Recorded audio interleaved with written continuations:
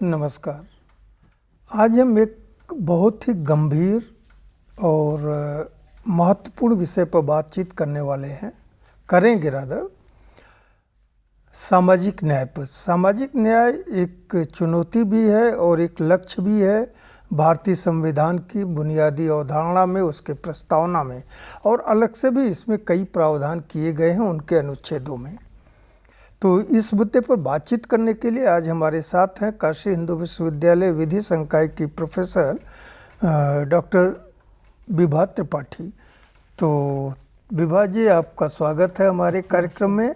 और सबसे पहले हम ये जानना चाहेंगे कि ये सामाजिक न्याय की अवधारणा में कौन कौन सी चीज़ें हैं या बुनियादी अवधारणा क्या है?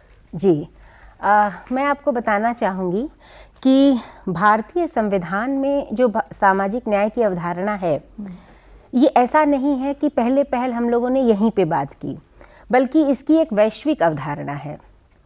और बाबा साहेब भीमराव अंबेडकर जी, जिन्हें हम संविधान निर्माता कहते हैं, उन्होंने फ्रांसीसी क्रांति के नारे को अपना लक्ष्य बनाया था जब लिबर्टी, इक्वालिटी और फ्रेटर्निटी की बात की गई थी। तो उस नारे को लेकर के उनका लक्ष्य चला और वैश्विक परिदृश्य में ये अवधारणा 1840 में कहते हैं कि सबसे पहले इस शब्द का प्रयोग सिसिलियन प्रीस्ट के द्वारा किया गया। जी। यानी हम विश्व परिदृश्य में भी सामाजिक न्याय की बात कर रहे हैं। और आपको आश्चर्य होगा कि संयुक्त राष्ट्र महासभा के द्वारा 2008 से प्रत्येक वर्ष की 20 फरवरी को वैश्विक सामाजिक न्याय दिवस मनाया जाता है, क्योंकि विश्व में भी ये सामाजिक न्याय की समस्या है। अवधारणा वहीं से आई है और उसी दिन। हाँ, और समाज और न्याय जो लगातार सतत परिवर्तनशील अवधारणाएं हैं, तो जिस समाज की जैसी चुनौती होगी उसके सामने सामाजिक न्याय की वैसी भूमिका अपनानी पड़ेगी। और इसमें जो न्याय की संकल्पना है, उसमें अगर हम न्याय सब विधि शास्त्रियों या दार्शनिकों की बात करें तो हमें एक लंबा परिदृश्य देखने को मिलता है। सबसे प्रमुख रूप से अगर बात की जाए तो प्लेटो ने कहा, जब उनसे प्रश्न लोगों ने पूछा कि जो अन्यायी है वो तो खुश है, तो हम क्यों ना अन्याय करें? तो उन्होंने कहा कि नहीं, जो अन्यायी है वो खुश है, फिर भी प्राथमिक नैतिक मूल्य नैतिकता है और इसलिए हमें इस पर बात करनी चाहिए। और देश और समाज की भलाई इसमें है कि हम सही मार्ग पर चलें। उसी तरह से रॉल्स का न्याय का सिद्धांत बहुत प्रसिद्ध हुआ। उन्होंने ये कहा कि हमें एक वेल ऑफ इग्नोरेंस लेके चलना है। वेल ऑफ इग्नोरेंस यानी अज्ञानता का सिद्धांत। आपको अगर ये कहा जाए कि आप ही को संसाधनों का वितरण करना है, लेकिन किस स्थान पर आप रहेंगे ये आपको खुद नहीं पता है, तो वो क्या करेगा? वो कहेगा कि हम ऐसा बांटें कि समाज के अंतिम व्यक्ति को भी कुछ ना कुछ मिल जाए। तो इसलिए उन्होंने इस अज्ञानता के सिद्धांत की बात की। तो इस तरह से दार्शनिकों ने और नैन्सी फ्रेजर, संभवतः यही अज्ञानता का सिद्धांत हमारे यहाँ भी अपनाया गया कि लोगों तक पहुंचे, अंतिम व्यक्ति तक पहुंचे न्याय की। जी, तो हमारे यहाँ संविधान सभा का जब सृजन हो रहा था, उसके पहले सर तेज बहादुर सप्रू जी की अध्यक्षता में जो समिति बनी थी, उस समय उन्होंने मौलिक अधिकारों की बात की और ये कहा कि कुछ मौलिक अधिकार प्रवर्तनीय होंगे और कुछ मौलिक अधिकार प्रवर्तनीय नहीं होंगे। तो इन बातों को जब संविधान सभा में लाया गया तो वहाँ पर बात आई कि हम सामाजिक, आर्थिक, राजनीतिक न्याय की बात करें, लोगों के व्यक्तिगत स्वातंत्र्य की बात करें। तो चुनौती ये हुई कि समाज में कमज़ोर वर्ग कौन है और कमज़ोर क्षेत्र कौन है, इसकी पहचान करना। जी, तो उनकी पहचान करना, तो कमज़ोर व्यक्तियों की और कमज़ोर क्षेत्रों की पहचान करके, विविधता को महत्व दे करके, जब हम समाज की भलाई के लिए कोई नीति या योजना बनाते हैं तो हम सामाजिक कल्याण की ओर अग्रसर होते हैं, ऐसा हम कह मतलब सकते हैं। जो अंतिम व्यक्ति है समाज में, उपेक्षित है, वंचित है, शोषित है, उसको मुख्य धारा में लाने की और विकास की प्रक्रिया में उसकी सहभागिता सुनिश्चित करने के लिए इसी को सामाजिक न्याय है। ये बुनियाद जो नैन्सी फ्रेजर जी थीं, उन्होंने 3 बातें कही। उन्होंने कहा कि हमें पुनर्वितरण करना है, पुनर्वितरण संसाधनों का होना चाहिए। फिर हमको मान्यता देनी है। मान्यता किसको देनी है? जो हाशिए पर खड़ा है। और भागीदारी सुनिश्चित करनी है। भागीदारी किसकी सुनिश्चित करनी है? व्यक्ति की और समूह की। जी, ये तो ये भारतीय संविधान के जो प्रस्तावना में भी कहा गया सामाजिक है आर्थिक। शिक्षा और रोजगार और संसाधनों पर सबका अधिकार है और सबको बराबर भागीदारी मिले। जी। तो संविधान की अवधारणा में जो मूल चीज आई कि सबको लेकर एक साथ चलना है।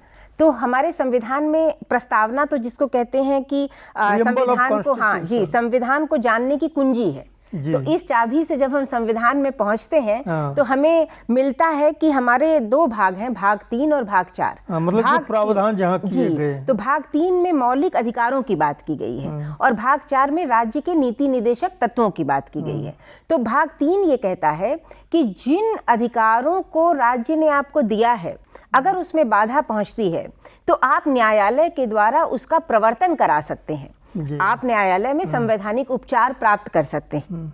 लेकिन अगर राज्य के सामने कुछ लक्ष्य हैं और राज्य को उन्हें पूरा करना है, तो जैसे जैसे राज्य समृद्ध होता जाएगा वह एक एक करके उन लक्ष्यों की पूर्ति करता जाएगा। तो वो न्यायालय द्वारा प्रवर्तनीय नहीं है, यानी आपकी इच्छा पर आप न्यायालय में नहीं जा सकते हैं। तो ये दोनों बेसिक फर्क था, लेकिन इसमें विरोध की स्थिति नहीं है, बल्कि मौलिक अधिकार और राज्य के नीति निर्देशक तत्व एक दूसरे के पूरक हैं। और ये दोनों जिसको कहा गया, ग्रेनबेली ऑस्टिन ने कहा था कि भारतीय संविधान एक सामाजिक दस्तावेज है और सामाजिक लोकतंत्र का निर्माण होना चाहिए, ऐसा अंबेडकर साहब कहते थे।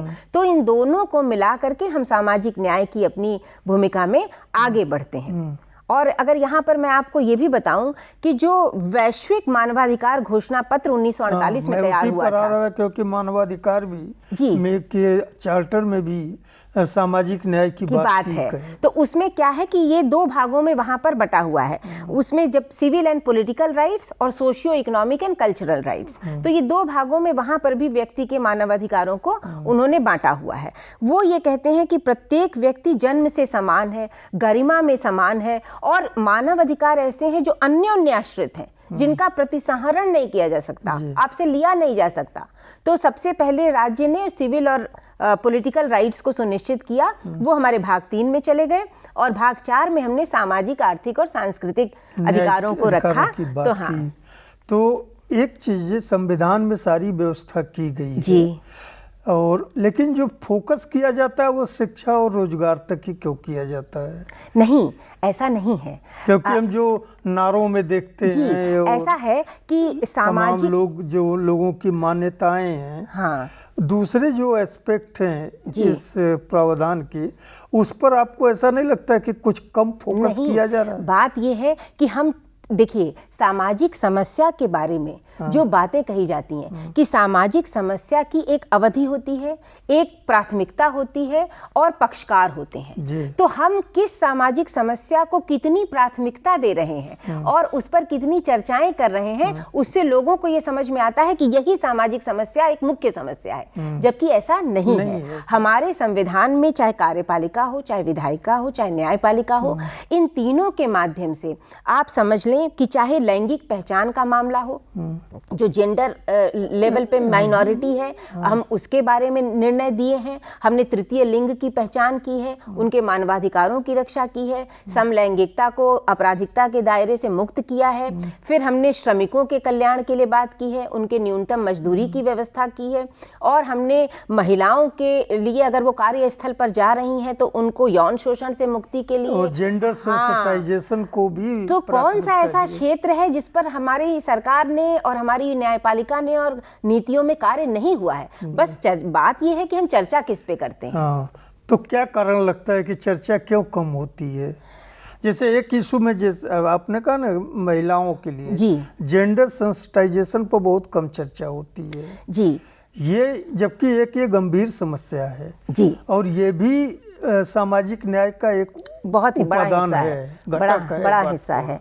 तो अगर इस पृष्ठभूमि में बात करें और एक बार अंबेडकर साहब को याद करें, तो उन्होंने कहा कि समाज में जितने भी प्रकार के विभेद हैं वो तब ज्यादा विभत्स रूप में सामने आते हैं जब आप जाति को केंद्र में रख करके बात करते हैं, क्योंकि उन्होंने जाति के शोषण को झेला था। जिया था। अब किसी महिला से आप बात करेंगे तो वो कहेगी कि लैंगिक आधार पर समाज में जितना विभाजन है और जितना विभेद है उतना शायद किसी और स्तर पर हो, क्योंकि जो व्यक्ति उस संघर्ष को जी रहा है, उस शोषण को जी रहा है, वो उस बारे में बात कर पाता है। बच्चे से एक बात करिए, अगर वो श्रमिक है तो बाल श्रम की समस्या उसके लिए सबसे बड़ी समस्या होगी। वो ये सोचेगा कि हमें किसी तरह से इस श्रमिक की समस्या से मुक्ति मिले। कोई बेगार कर रहा है तो बलात् श्रम कर रहा है, वो उससे मुक्ति चाहेगा। तो हमारा माने कर्तव्य ये होना चाहिए कि हम सभी सामाजिक समस्याओं पर एक समान रूप से दृष्टि रखें, होलिस्टिक अप्रोच होना चाहिए, और उसके बाद फिर हम उसके निराकरण के लिए जो प्रयास हो रहे हैं, जो सरकार ने प्रयास किए, अब आप समझ लें कि केवल न्यायपालिका के निर्णय ही नहीं बल्कि जनहित याचिकाओं के माध्यम से हमने अनेकानेक कार्य किए हैं, लोगों के अधिकारों को सुनिश्चित किया है। और आप समझ लें कि जैसे मैं अपराध शास्त्र पढ़ाती हूँ, तो अपराध शास्त्र में अब हम लोग ये देखते हैं कि जेलों के भीतर सामाजिक न्याय की क्या स्थिति है। जो समाज बाहर में जाति विद्वेष भरा हुआ है वही जेलों के भीतर है। अभी सुकन्या शांता का केस आया, उसमें यह कहा गया कि वहां पर जाति के आधार पर श्रम का विभाजन है कि किस जाति का व्यक्ति जेल में कैसा कार्य करेगा। तो सुप्रीम कोर्ट ने कहा कि ये बिल्कुल ठीक नहीं है और हमें पूरे देश के प्रिजन मैनुअल को रिवाइज करने का उसने आदेश दिया। तो अब आप उस विषय से जुड़े हैं तो उस विषय में कहाँ सामाजिक न्याय आ रहा है, उसकी आपने चर्चा गंभीरता से कर ली, ये बात हो जाती है। नहीं, एक बात आपने कहा, सरकार हमेशा प्रयासरत है जी। समाज उसको किस तरह रेसिप्रोकेट कर रहा है, उसका जवाब क्यों नहीं उस तरह से देता है? बिल्कुल, क्या कारण है? बिल्कुल, आपको क्या लगता है? देखिए, अगर जैसा कि प्लेटो से ये प्रश्न पूछा गया था कि अन्यायी खुश है, तो अन्यायी खुश है यानी कि जिसके पास सुविधाएं हैं, जिसको सामाजिक न्याय के उस दौर से गुजरने का अवसर नहीं मिला, या कह लीजिए कि वो born in a silver spoon था, उसने कभी समझा नहीं लोगों के दर्द को। तो वो ये सोचता है कि इन मुद्दों पर हमें चर्चा क्यों करनी चाहिए, हमें तो आईपीएल का मैच देखना चाहिए। तो आपकी वरीयता क्रम में क्या है? तो जो दमित है, जो शोषित है, जो वंचित है, उसकी आवाज उठाने वाले लोगों की संख्या कम है, इसलिए ये बातें मुखरित होकर के नहीं आ पाती हैं। ये उसके पीछे, और क्योंकि और जबकि होना है समाज की भलाई, हम एक दूसरे का ख्याल रख करके वास्तव में समाज को आगे बढ़ाते हैं और इस तरह देश को आगे बढ़ाते हैं। क्योंकि अगर एक व्यक्ति अपराध किया तो उसका दंश तो पूरा समाज झेलता है। आप समझ लें कि वैश्विक स्तर पर जो सीडो एक माने कन्वेंशन है, उसमें ये कहा गया कि मातृत्व तो एक सामाजिक जिम्मेदारी है। मतलब ये नहीं है कि बच्चा आपके घर का है तो केवल आपकी जिम्मेदारी है, ये सामाजिक जिम्मेदारी है कि वह बिगड़े नहीं, वह विचलनकारी व्यवहार न करे, वह अपराध की संगति में ना आए, क्योंकि उसका फिर तो खामियाजा सरकार को भुगतना पड़ेगा, समाज को भुगतना पड़ेगा। इसलिए हमको प्रमुखता से इन मुद्दों की पहचान करनी है, इन मुद्दों को कैसे निवारित किया जाए इसका प्रयास करना है, और तब हम वास्तव में सामाजिक न्याय के मुखर प्रहरी हो पाएंगे। मतलब यही सब बुनियादी चुनौतियां भी हैं सामाजिक न्याय को पूरी तरह से अमली जामा पहनाने और सुनिश्चित करने में। जी। अच्छा, एक चीज और, सामाजिक न्याय की बात बहुत होती है, लेकिन जिनको करना है वो भी कहीं न कहीं थोड़ा सा हिचक होती है उनमें कि वो आगे क्यों नहीं बढ़ते। उसके पीछे मानसिकता क्या समझती है आप? उसके पीछे मानसिकता ये होती है कि जैसा जीवन उनको मिला है उस जीवन में बदलाव की गुंजाइश है या बदलाव है, यह एहसास उनको कराना बड़ा मुश्किल होता है। क्योंकि हमारे तो कानून में मुफ्त विधिक सहायता की बात की गई है, आप आइए और मुफ्त विधिक सहायता प्राप्त कीजिए, लेकिन ये मुफ्त विधिक सहायता का प्रावधान होना और कानून की विशद मात्रा में जानकारी देना, लीगल अवेयरनेस फैलाना, दोनों तरफा काम होता है। और जब आप किसी समस्या से जूझ रहे होते हैं तो सबसे बड़ी बात होती है आपको सुना जाए। तो हम उनके पास जाएं, उनको सुने, उनसे समझें, उनको समझें वो कैसे अपनी समस्या का निराकरण चाहते हैं। हो सकता है कि वो न्यायालय में न जाना चाहें, तो हम बाहर उनका समाधान करें। जी ठीक है विभा जी, आप आई हमारे स्टूडियो में, समय हमारा समाप्त हो रहा है। इस आपने अच्छी चर्चा की सामाजिक न्याय की अवधारणा पर जो हमारे कॉन्स्टिट्यूशन में है, संविधान में है, इसके लिए आपको बहुत बहुत धन्यवाद। नमस्कार।